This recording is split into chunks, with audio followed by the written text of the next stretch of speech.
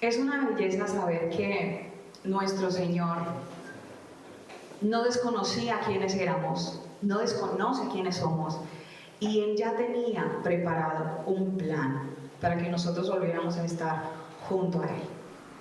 Eso, ¿para quién es nuevo eso? Todos ya lo conocemos, ¿verdad? El plan de redención. Entonces, yo quiero que hablemos un poquito en el capítulo 23 de Mateo. Ahí registra cómo Jesús hablaba con las multitudes y a los discípulos, exhortando a los líderes religiosos. Les insta a hacer lo que ellos dicen, pero no lo que ellos hacen. Porque ellos tenían un conocimiento, pero no practicaban lo que realmente decían las Escrituras. Eso significa que en ellos se había arraigado la religión. No estaba Dios como el centro de su vida, sino la religión. El cúmulo de leyes que tenían que cumplirse y las cosas que se tenían que hacer, primaban más esas cosas que se tenían que hacer que satisfacer al Señor o conocerle. Querían conocer lo que estaba en las Escrituras, pero no realmente lo que era su voluntad. Entonces, Él les dice que hagan lo que ellos dicen, pero no lo que ellos hacen. Porque lo que hacen, lo hacen para aparentar. Habla de la hipocresía, que ellos eran guías ciegos guiando a otros ciegos. Les lleva a reflexionar sobre lo importante, que es Él, el motivo por el cual nosotros vivimos y adoramos. En el versículo 33 dice: serpientes, generación de víboras, ¿cómo escaparéis de la condenación del infierno? 34. Por tanto, he aquí, yo os envío profetas y sabios y escribas, y de ellos a unos mataréis, y a otros azotaréis en vuestras sinagogas, y perseguiréis de ciudad en ciudad. Y eso no solamente fue en ese momento, en ese tiempo, sino que eso sigue pasando. Aún hay mártires que están siendo matados, crucificados, dañados a causa del Evangelio, incluso por aquellos que dicen profesar la fe. Ahora, ¿cuál fe? ¿Verdad? Hay distintos tipos de fe. Una sola es verdadera, que es en Cristo. Pero hay quien profesa fe en distintas cosas y en distintos dioses. Ahí es donde está el error. Entre otras cosas, lo que pasaba aquí en este capítulo era una exhortación fuerte a la religión, a la falsa apariencia de piedad y a la ceguera espiritual que ellos estaban viviendo. Y esto no nos es ajeno en este tiempo. A mí me pareció que compartir con ustedes esta parte era fundamental, porque no es algo que se escapa de nuestro tiempo. Cuando nosotros decimos somos cristianos, realmente poco de lo que sale de nuestra boca está centrado en Cristo. Está más centrado en nosotros. Y aún nosotros creemos decir somos cristianos estando completamente alejados del Señor. En Mateo 23, versículo 37, continúa diciendo, ¿quién dice esto? Jesús. Jerusalén, Jerusalén, que matas a los profetas y apedreas a los que te son enviados. ¿Cuántas veces quise juntar a tus hijos como la gallina junta a sus polluelos debajo de las alas, y no quisiste? Lo mismo dice en Lucas 13, versículos 34 y 35. Jerusalén, Jerusalén, que matas a los profetas y apedreas a los que te son enviados.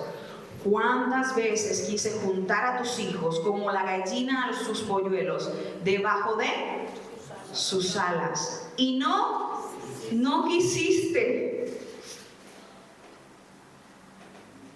He aquí, vuestra casa os es dejada desierta, y os digo que no me veréis hasta que llegue el tiempo en que digáis: bendito el que viene en nombre del Señor. Aquí hay algo muy importante que nosotros tenemos que ver, y que sea Dios abriendo nuestro entendimiento y nuestros ojos espirituales, porque dice: yo quise juntarlos a ustedes, como la gallina a sus polluelos debajo de sus alas. Habla de protección, de amor, de fidelidad, de respaldo. Pero hay un común: no quisiste. Y es lo que vemos a través de la historia, desde el inicio de la Biblia hasta el final. No quisiste. El pueblo constantemente, el pueblo del Señor constantemente está diciéndole: no me importa lo que tú me ofreces, yo quiero otra cosa. Jesús contemplaba el pueblo que él había creado y veía cómo se destruía a sí mismo, despreciando y arruinando todo el bien que él quería hacerles, porque el pacto del Señor está desde el principio y está hasta el final. Él quería transformar las vidas de cada uno de nosotros a través de la belleza de su perfecto plan. Así como la gallina protege a sus polluelos, juntándolos bajo sus alas. Él quería protegerlos y criarlos. Es lo que él veía cuando pensaba en su pueblo. Después de exhortarles, de decirles: la religión no es lo importante, sacúdete, eso no es lo que tienes que estar haciendo ahora mismo, iglesia, eso no es. Vuelve al inicio, enfócate. ¿Dónde está tu norte? Aún cuando todos estaban perdidos, él los miró, su corazón se entristecía diciendo: yo puedo hacer tanto, pero no quieres, no quisiste, no quisiste.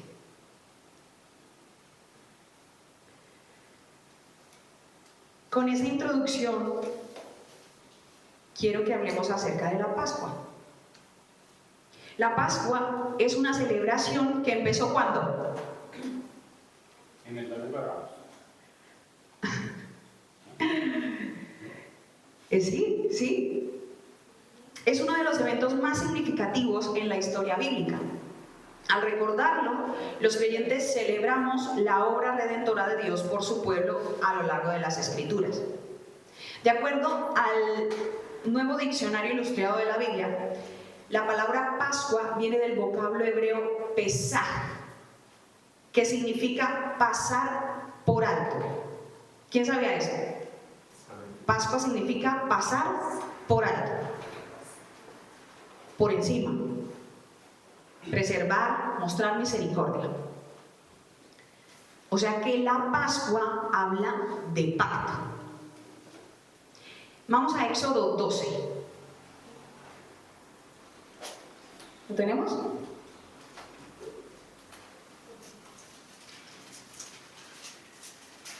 Y dice: habló Jehová a Moisés y a Aarón en la tierra de Egipto diciendo: este mes os será principio de los meses, para vosotros será este el primero de los meses del año.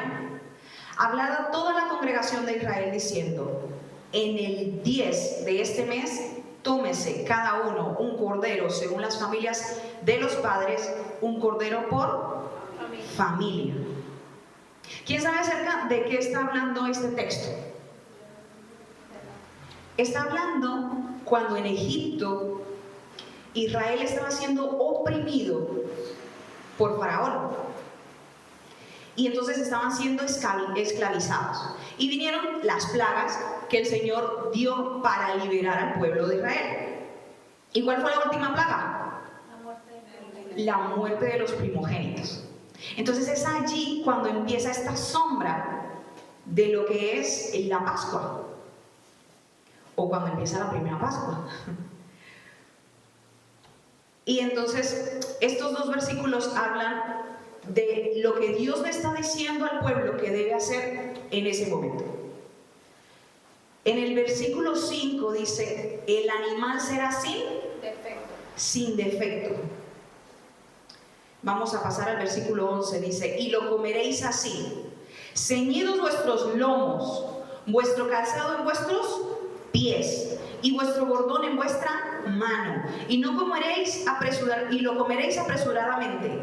Es la Pascua de Jehová. O sea que la Pascua es nuestra, No. ¿o es de Jehová. Es del Señor, correcto.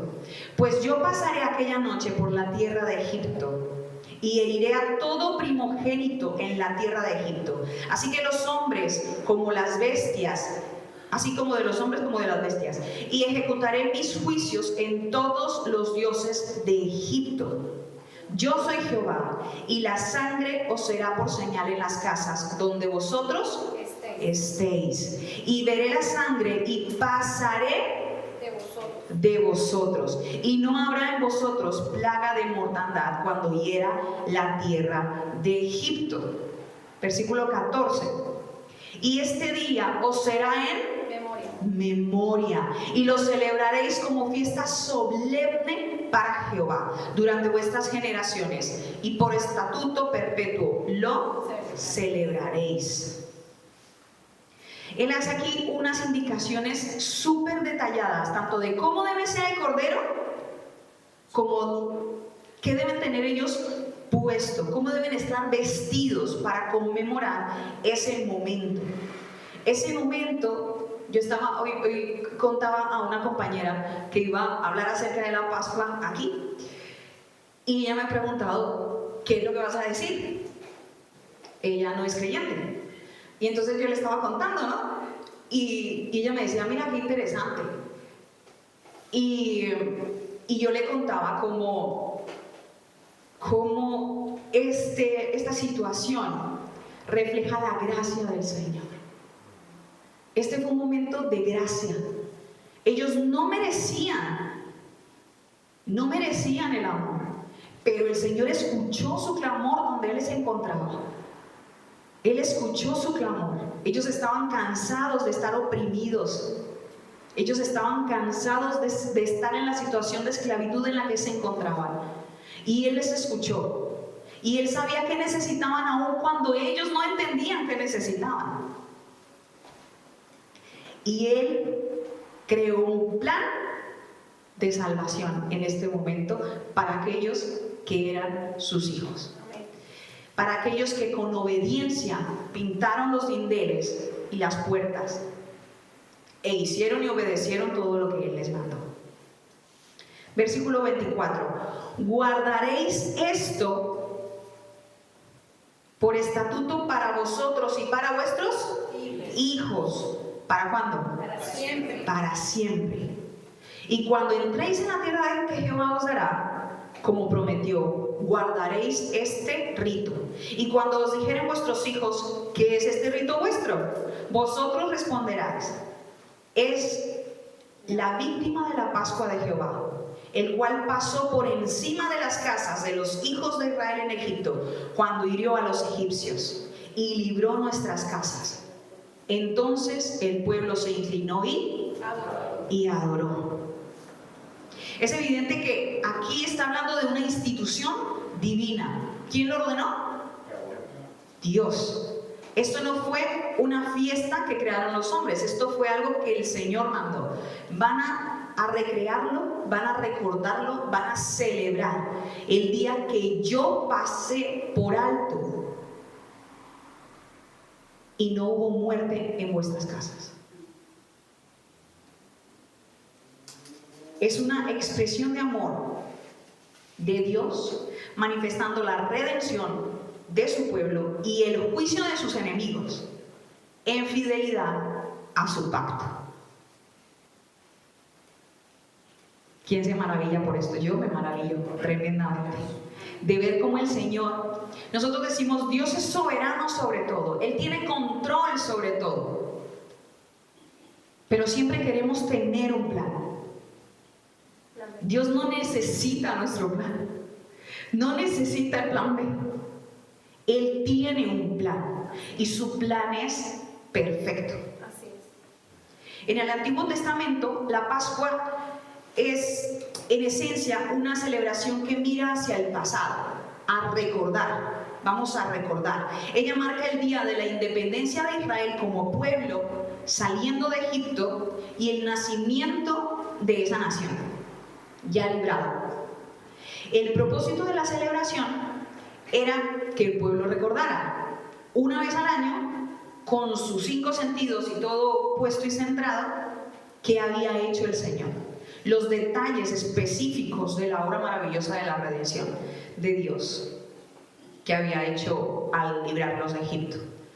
En la Pascua, Dios derramó la sangre de los primogénitos de Egipto, pero al mismo tiempo pasó por alto, ¿recuerdan la palabra Pesaj? Pasó por alto los hogares de aquellos israelitas, quienes con fe y obediencia cubrieron los dinteles de sus casas e hicieron todo lo que les había mandado, con la sangre del cordero sin defecto que habían inmolado con sus propias manos. Gracia.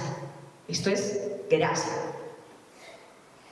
Entonces, celebrar la Pascua motivaba al pueblo a recordar cómo era fiel, cómo Dios es verdadero, cómo cumple lo que promete y cómo rescata a su pueblo. Para Israel, recordar esas obras era muy importante, pero al mismo tiempo, la Biblia testifica repetidamente de que Dios cumple lo que promete. Ahora vamos a la Pascua en el Nuevo Testamento. Vamos a Lucas 22, versículo 14. Dice: cuando era la hora, se sentó a la mesa. ¿Quién? Jesús. Jesús, y con él los apóstoles. Y le dijo: cuánto he deseado comer con vosotros esta Pascua antes que padezca. Cuánto he deseado, dijo el Señor. Pero era porque él amaba estar con los discípulos en ese momento. Claro, él amaba estar con los discípulos en ese momento, él lo amaba. Pero no era solo eso. Él, que es soberano, sabía todo lo que estaba pasando. Cuando en este tiempo, hasta su crucifixión, también en su resurrección, así como en su ascensión, son cumplidas tantísimas profecías que estaban habladas desde el inicio acerca de su venida, acerca de su rescate, acerca del plan de redención perfecto que Dios tenía para nosotros. Versículo 16: porque os digo que no la comeré más hasta que se cumpla en el reino de Dios. ¿Eso significa que no va a comerla más? Que sí la va a comer. Pero en el reino de Dios. Que hay un momento, hay otro bello momento en el que va a cumplirse. Amén. Esto nos llena de esperanza, de fe y de gozo. Amén. Y habiendo tomado la copa, dio gracias y dijo: tomad esto, repartidlo entre vosotros, porque os digo que no beberé más del fruto de la vid hasta que el reino de Dios venga. Y tomó el pan y dio gracias y lo partió y les dio diciendo: esto es mi cuerpo que por vosotros es dado. Haced esto en memoria de mí.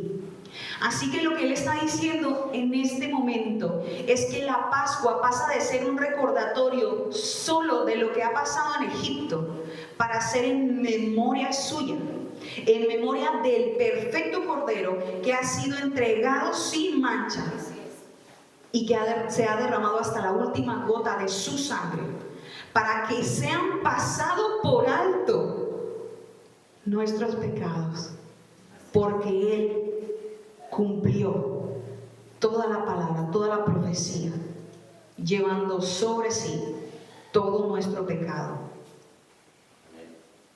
Gloria al Señor. De igual manera, el versículo 20, después que hubo cenado, tomó la copa diciendo: esta copa es el nuevo pacto de mi sangre. El nuevo pacto de mi sangre, que por vosotros es derramada. No sé quién está viendo o se ha visto la serie de Los Elegidos, que habla acerca de los discípulos, de Jesús y de los discípulos.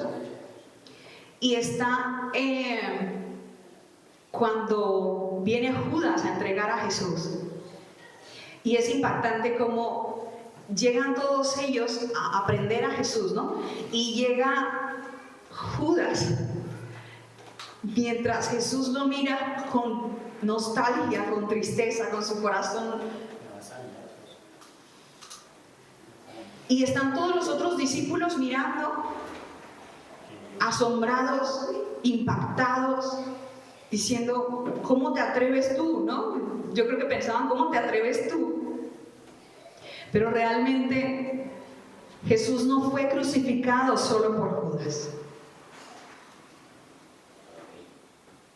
Lo hizo por ti y lo hizo por mí. Nosotros debemos leer este pasaje y entender que por nosotros fue derramada su sangre. Por nosotros fue derramada su sangre. La Pascua judía, celebrada en la cena, consumada en la cruz y redefinida como un nuevo pacto, no más huérfanos, por nuestro precioso Salvador Cristo. Esa fue la cena. Él utilizó la más importante fiesta judía en ese momento como el punto de partida para la institución de la Cena del Señor. Esa es la razón por la que nosotros actualmente seguimos celebrando la Cena del Señor. Y por eso debe tener un peso importante en nuestro corazón, porque Él ha pedido: haced esto en memoria de mí.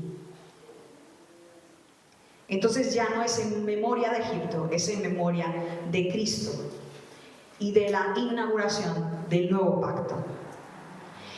El anhelo de comunión del Señor, del Salvador, de Cristo en la mesa, no ignora el padecimiento que va a sufrir en la cruz.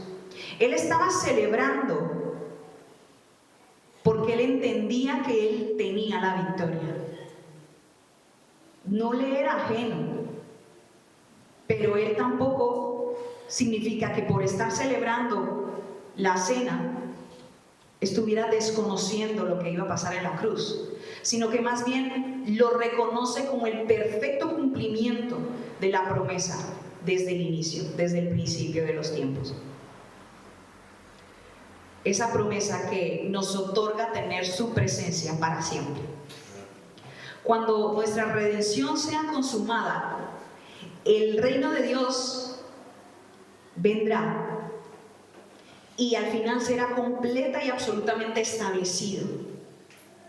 Ese gran momento lo celebraremos en la presencia directa de nuestro Salvador, que se ha ido a guardar morada para nosotros.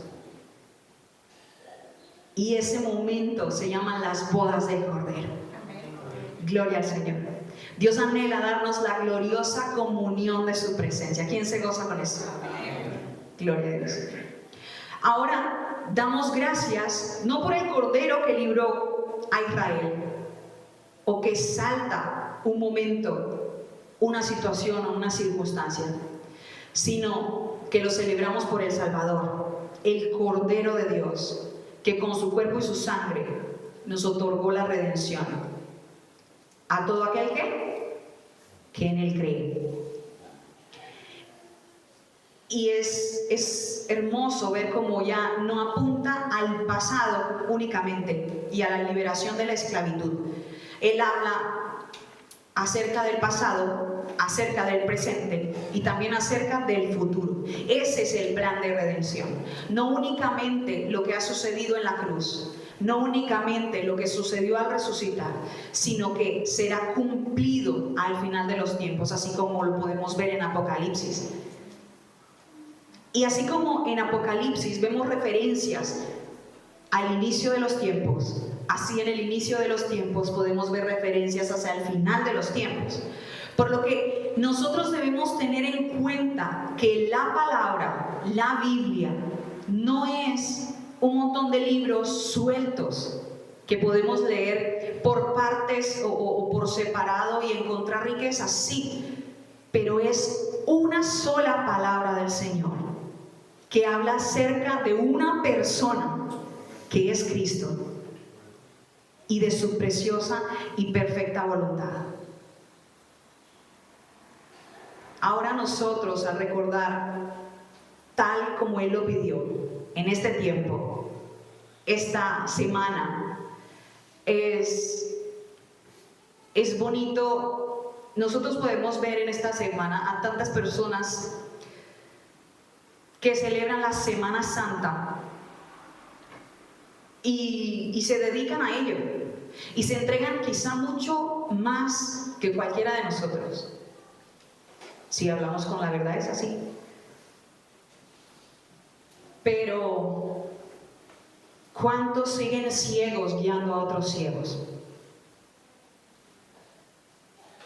Oro y clamo al Señor para que nos dé la revelación de su persona y que libre nuestros ojos del velo que nos impide verle grande, bello y misericordioso, fiel y verdadero, como solo Él es, y que podamos ver la magnitud del regalo que Él nos entregó y que no merecíamos.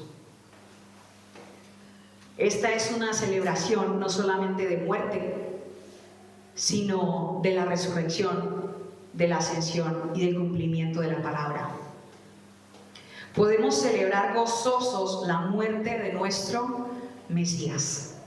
Ese es el Mesías, el que había de venir, y aquel por el cual nosotros decimos Maranata, no con tristeza, ni preocupados por lo que ha de venir, porque debe preocuparse aquel que no tiene a Cristo, debe preocuparse aquel que va a recibir el castigo eterno, pero aquel que tiene al Señor debe prepararse para que la esposa esté pura y sin mancha para las bodas del Cordero. Y que en nuestro corazón también se genere un dolor por aquellas almas que se están perdiendo sin Cristo. Proclamamos su resurrección. Él ha resucitado, Él está a la diestra del Padre y Él vendrá otra vez. Él nos llevará consigo para gozar junto a Él para siempre. La cruz consuma la expiación, pero no es el fin de la salvación. El fin de la salvación está en la resurrección corporal de Cristo y cada uno de sus hijos en Él. Vivir el Evangelio de Dios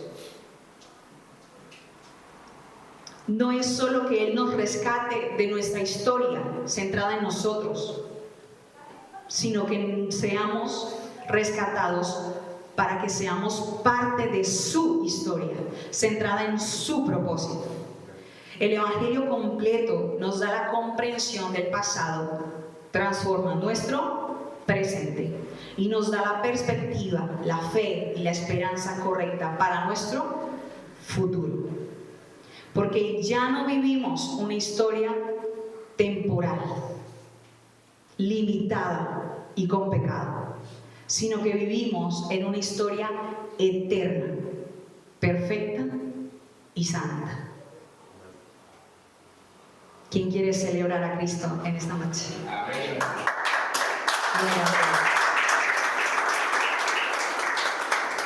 Espero que para ustedes haya sido un recordatorio de su belleza tan bello como lo ha sido para mí. ¿Qué les parece si se ponen en pie?